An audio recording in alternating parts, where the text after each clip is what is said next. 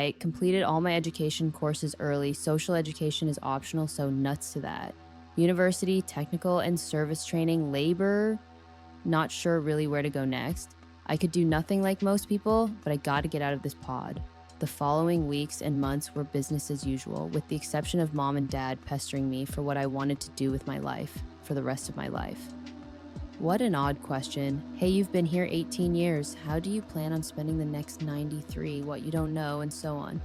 They've both been pretty excited about me going with them to a new facility they've been assigned to. It's in another zone, which is probably the same as the rest. Maybe they have different restaurants and shops. I've gone with them in the past and have seen them do their thing live.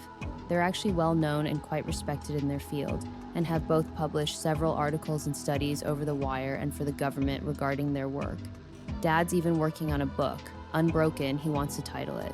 One night, he and Mom were wrapped up in a debate about a particular foe they'd been working on. I, for once, was intrigued enough and offered to go visit.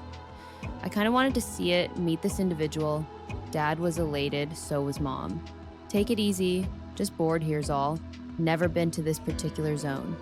It was about 20 minutes away, probably smells and sounds the same. They pointed out a few different shops and restaurants, raising my curiosity about an all-you-can-eat meat buffet from Brazil, made from real meat. How is that even legal? They brought me up to speed with their latest subject, Zara. To me, the very concept of faux or fabricated autonomous utility xenobots is an intriguing one. Everything from their inception and evolution to their flaws and development. I don't care as much about the nuts and bolts stuff as I used to when I was younger, and to be honest, their role and presence in society is almost pedestrian. No one really notices them unless they're malfunctioning. If you ever stop to look around, you'll notice outside of the physically obvious, a difference between humans and foe. Humans go about their business, aloof, distracted, almost detached from their surroundings. Whereas foe move with a purpose and are always busy doing something or on their way to do something.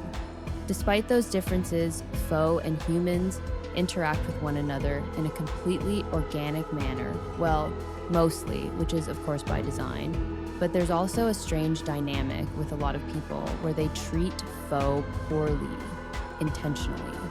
Like, they get off on feeling superior to something they consider beneath them, when in truth it's almost the opposite. Were it not for certain laws, you'd never know the difference between a human or a foe. Certain unpleasantness in the past prompted governments to require companies to manufacture their foe so that they were not 100% indistinguishable from humans. They have to have a model or serial number clearly visible or have some clear means of identification. Even their voice has to be altered. It is illegal for a foe in any way, shape, or form to be an exact replication of a human being. Fraud and terrorism is the main reason for this, but I suspect there's more nefarious reasons behind it. Some of these manufacturers, Jinzo in particular, seem to be pushing the envelope as far as they can concerning human likeness. Then again, human likeness is another matter. Thanks to the core and regen, the line between what a human actually is has been, shall we say, blurred.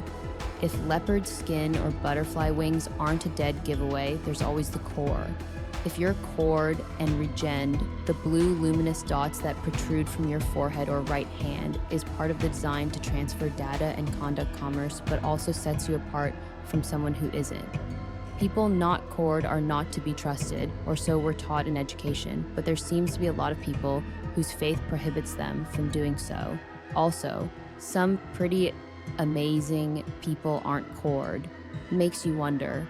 I've never met anyone who wasn't, so I can't say one way or the other for sure. But given the rapid progression of technology in this age of wonder, the division amongst all is growing wider, especially when it concerns human rights, or rights in general. Neo, proto, foe, or fabs, there's been some growing contention as to who's really in charge around here. I submit that none of us are. We all need each other to one degree or another. So why fight over who is running the show? And if anyone is going to claim the dominant role, why is it necessary to belittle or denigrate those you feel are beneath you? Case in point, Zara.